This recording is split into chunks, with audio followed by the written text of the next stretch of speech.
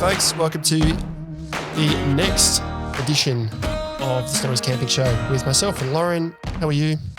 Good. Good. We're recording on a Friday and it's almost outie time and I'm happy. Outie time. Outie or outie? Because it's outie time for me this afternoon after work because I've got to do the shopping. You're going to go to Aldi? It's outie time for me after outie time. Look, I don't want to get hate on that because Aldi, yes, it's a German company and blah, blah, blah, and money should stay in Australia, but Jesus, it's good. But most of the goods are made in Australia. I know. But sometimes, people do say that about Aldi. But I also have a local Pasadena Foodland, which is, if anybody knows that, if you live in Adelaide, goddamn, it's so good. It's like the central market, farmer's market in a supermarket. But anyway. Well, when I'm in a rush on a Friday afternoon, I'm like, my daughter's swimming. I've got an hour.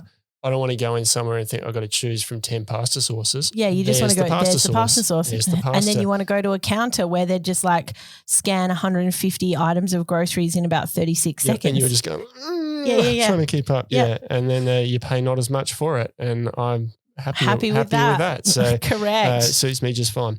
Anyway, that's not what we're talking about today. What we are talking about today is a bit of an offshoot from a couple of recent things. Well, an older one actually. Firstly, an older condensation episode 9. Yeah, episode 9. 9, yeah. Which we covered off on the ins and outs of dealing with condensation in a tent. It's just physics. Can't avoid it. It is. But this came from a recent product called the Inspired Overland Stargazer, which is a new product. I've not seen anything like it in the market. It has new a rooftop clear tent. Rooftop tent, yep. Has a clear acrylic roof on it. And it's very thick. The acrylic. Yeah. And it has a wrap on the outside. Like it's and a way thicker than glass. So a lot of, as always, people jump on and think, oh, it's going to yellow, it's going to scratch, it's going to, yeah, it will. Yeah, if you use it for forward driving over time, anything you put on top of your car and leave there 24 hours a day, 7 days a week is going to succumb to the effects of UV light, no matter what it is. It will even, I've got a steel roof rack and the paint on that is succumbing to the effects of UV light. It just happens over time. But a long time though, a long time. Lifetime of the products, It's not it's not a short amount of time in the grand scheme of things. Like sorry, I know I'm interrupting a lot here, but like I know what am I talking about? The like canopy on the ute tray on my brother's ute, the windows aren't glass. They're like a acrylic perspex panel. Yep. And it's like headlamp lights. They're also made from when a car's like 40 years old, sure, it might have a bit of a yellowing or go cloudy, but it's not like that's happening in 10, 15, 20 years. I guess a couple of things on this. It is an expensive tent because it's made with a lot of carbon fiber elements. But it's also light. It's 42 kilos. So when you're finished with it, take it off and store it in your garage somewhere. Hoist it up. It's light enough to be able to do that. Yeah. So there are ways around it. I think this is a really cool tent because it's 42 kilos. You've got foot space in it, heaps of ventilation. It feels really nice to sleep in. On the right night, you can unzip the internal curtain and look at the stars. Like really unique. Like you're paying for a bit of experience there, right? But what it's prompted, the questions it's prompted is people going, how hot's that going to be in the sun? It's like a glass house. Condensation is going to build up on that like no other and all of these sort of comments, which I wanted to discuss today. What I want to know is how is it supposed to be any hotter than any other hard shell rooftop tent? Well, that's where I wanted to go with this and talk through it. And look, these are our opinions. I haven't physically tested this, but I think there's some common sense that we can put at play here. So let's cover that's a genuine question I'm asking. I'm genuinely. How's it any different? My question in response to that is how would it be any different? Like I can't think logically how it would differ in any way. Yeah. So let's cover off on insulation first. And I go to when we did an extension on a house, let's put windows in. Do you get double glazed windows? It's expensive. What are we going to do? We just put single glaze in. Let's put some good curtains on it on the inside. So we've got the glass, thick curtain and another curtain, and that creates, I know it's not like an esky, but it creates an insulation barrier. There is a significant difference between having the windows curtains closed on a summer's day to having them open. It makes a massive difference. This has the acrylic coating and then basically a quilted curtain that you can zip closed underneath. So you've got the acrylic coating, you've got an air gap, and then you've got the curtain. Essentially like so just like a normal tent window where you can zip it closed from the inside. Yeah, but it's got more insulation. Yeah. It's not thick. It's like you're talking a few millimeters, but it has. It's a bit it's a bit insulative. Okay. Yeah. Now, like the lining on a rooftop tent hard shell. Well, yeah, but the difference here is the lining on a rooftop tent hard shell, and I think part of this is condensation, which we'll get into shortly. You've got, say, an aluminium or whatever shell you've got on the outside. Plastic. And then usually quilting or something stuck to the inside. Yeah, like glued on. So there's no air gap. There's no air gap. You've got aluminium and then you've got 2 or 3 mil of insulation. Now, arguably, I think acrylic, aluminium, whatever, plus air gap and then curtain. Quilted insulative curtain. Is going to be better. Yeah, me too. I would easily argue that. Now, there's ventilation up the wazoo in this tent. So at the top of the tent, it's got a full length vent panel.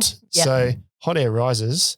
So once again, thinking logically about that. Straight up the diagonal. Open that up a little bit. Heat comes in. Air's going to escape out the top. Yeah, right. And you're underneath the insulated quilt.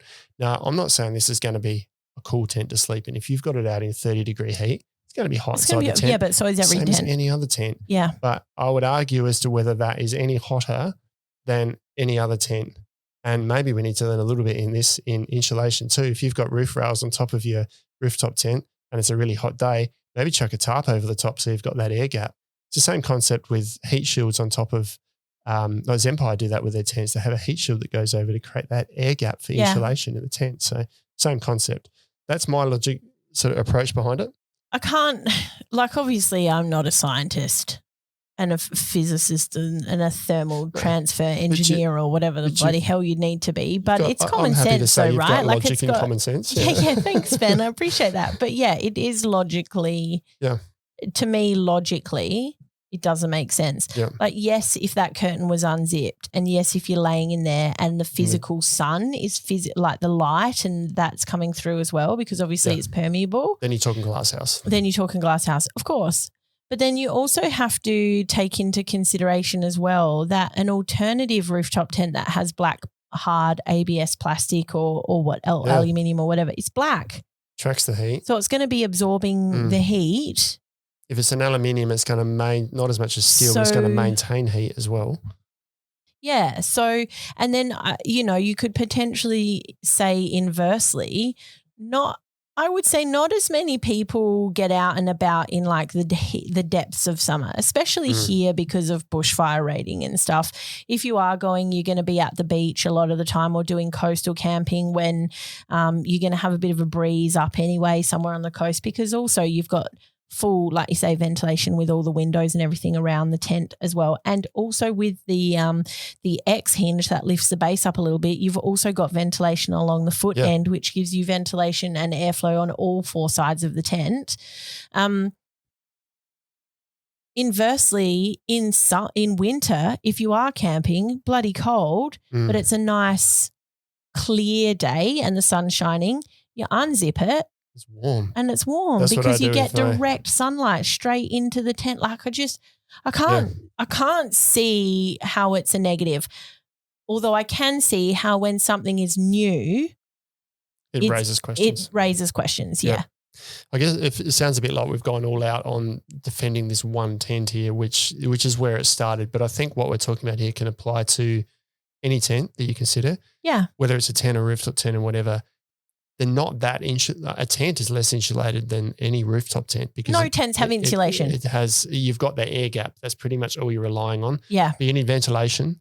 And we'll touch on it before. Ventilation for both hot and cold environments is going to make it comfortable no matter what. So we'll talk about ways to get around some of these at the end or some of our logical ideas. But I now want to talk about condensation because the other side of this was it's a glass house. Imagine the condensation inside that. Now, look at why would it be any different? Listen to episode 9 for all the details on it. But condensation is caused by the laws of physics. Now, I don't know. I can, with confidence, say there's no rooftop tent or tent that defies the laws of physics. Just none at all. Doesn't happen. If you've got cold on the outside, warm on the inside, and any moisture on the inside, you're going to get condensation. You can mitigate that with ventilation. That's just the long and the short of it. Is. Yeah. Even if you ventilate it in certain humid conditions, if it's cold enough on the outside, moist enough on the inside, and you've still got ventilation, you might still get condensation. Correct. Because of the environmental conditions at the time create that. Now, so episode 9, if you want to jump into the details of that, we won't go into all of those details, but ventilation, as I said, is the key. Now go to the Stargazer again. Doors on the side, it's got a long ventilation at the top, vent at the top, it's got a vent at the foot. So you've got ventilation from all over. So look for that in any rooftop tent that you get. How can I vent tent ventilation? Up high, Yeah, in particular, ventilation is really, really important. Now the other consideration, and I think I knew this, but I haven't really talked about it before, is a rooftop tent. Well, let's start with the tent. It's on the ground, right? Yeah. So if the ground's cold, you might get condensation. If the ground's not so cold and it's cooled down after you've set your tent up, you're probably not going to get condensation underneath because the ground is the same temperature loosely as what's inside already. So you haven't got that differential. In a rooftop tent, you're a box up in the sky. So you've now got, if it's a cold night, you've now got cold air surrounding a box that you're breathing warm air and moisture into. So you're going to get condensation all around. Usually it happens on top more so, but you get underneath as well. Now, rooftop tents have an anti-condensation mat, which is a bit of a funny name for it really because it doesn't stop condensation. It's a silly name because it doesn't stop condensation at all, but it's essentially just a spongy mesh. That means that when there is condensation there, that condensation stays there and it has a bit of an airflow to help wick it or wick it off or dry it off over time instead of soaking your mattress. Exactly. And that's all it is.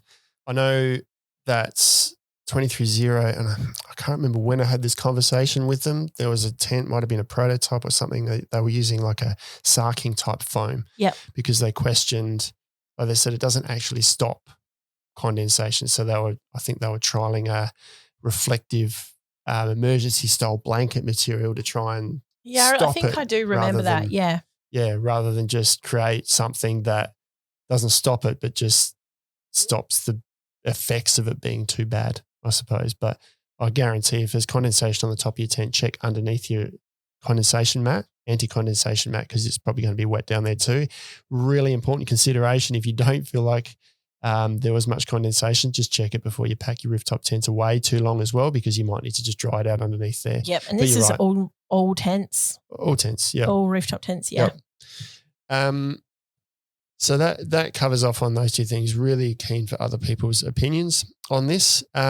Solutions, ventilation. Once again, there's we'll go back to the Inspired Overland Stargazer and all of their tents. They've actually got vents for heaters. So on a cold night, if you've got a heater, you can help to dry the condensation. It's probably still going to occur, but the heater's going to help to dry the condensation. Mm-hmm. If you're just heating the space inside, but you're also sleeping in there with a heap of wet gear, the condensation is going to be worse. I've got a question.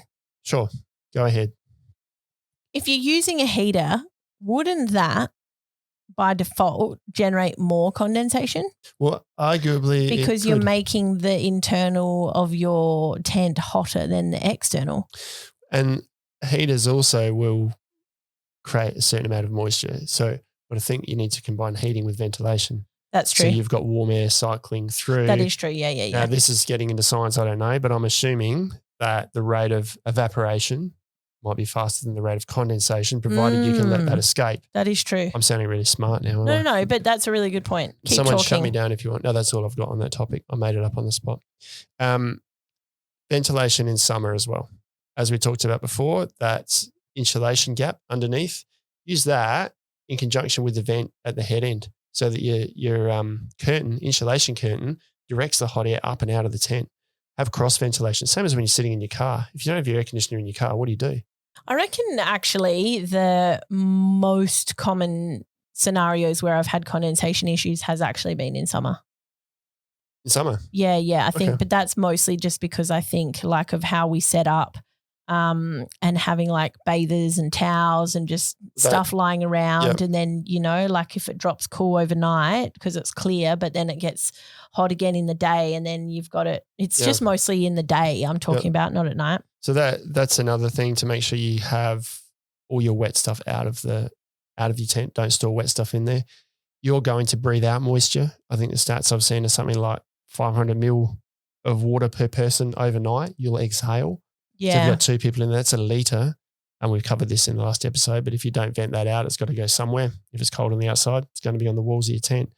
Now, the insulation or the little barrier that we talked about. I'm just interrupting. Evaporation rate versus condensation rate purely dependent on humidity. Okay. Well, yeah, okay. And I guess the amount of moisture. So if it's drier and lower humidity, evaporation will be higher than condensation.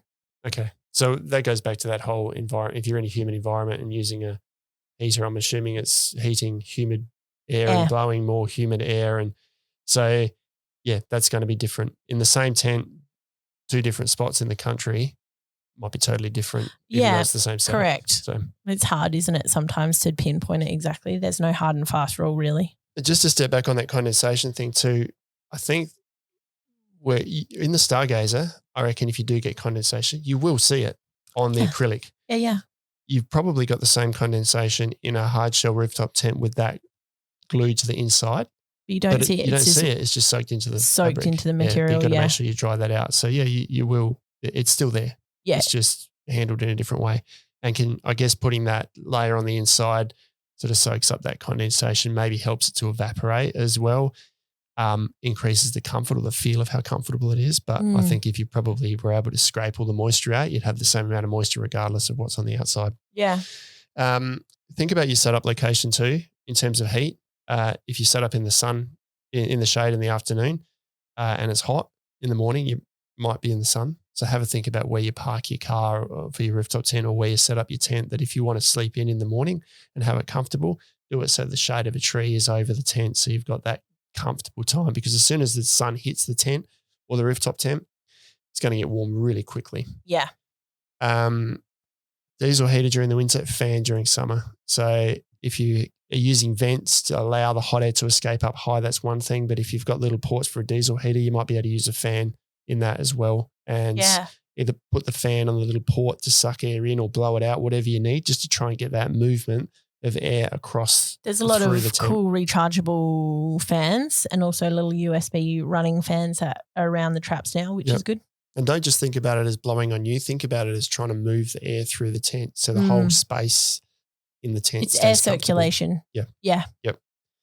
As I mentioned before, tarp over the top, I think is a really good way about it. If you set up a tent and then put a tarp over the top of that to cut it out, that tent's going to be so much more comfortable. Yeah. A bit more mucking around to set that up. But probably in a rooftop tent, it's actually not that hard to do, especially if you've got roof rails on top of the rooftop tent. You could sort of drape a tarp over it. You've got a bit of an air gap. That's probably going to make a huge difference. I've not tried it, making some assumptions here. You probably wouldn't bother unless you were dealing with the extreme end of the scale. Absolutely. Yeah. Or if you're sleeping in it long after the sun's up. If you need to, then that's one way about it. And my last point here, I'll say it again, ventilation. No matter what the environment, it's going to make it comfortable no matter how you look at it. And ventilation, especially in a condensation-prone combination of environmental factors and things, ventilation isn't just cracking a window. Ventilation is all your windows open. All of them, even if it's cold. Get nice and snuggly in your bedding, put on a beanie if you have to, snuggle with your partner, just enjoy that crisp, cold, fresh air moving through your tent and don't get wet inside. I think ventilation means cold and dry, but you're warm inside your sleeping bag. Yeah. No ventilation probably means not quite as cold, but a little bit damp and soggy. Yeah. Probably still a bit cold and not as comfortable. So, go for the ventilation. Anyway, episode 9, if you want to dive into all those details, if we've got any scientists out there who can prove our logic wrong, then jump on board. All right. But you can't avoid these things. Just ventilate your tent. You're in the outdoors, get in the shade. Love it. Cool. Take it easy, guys. See you next time.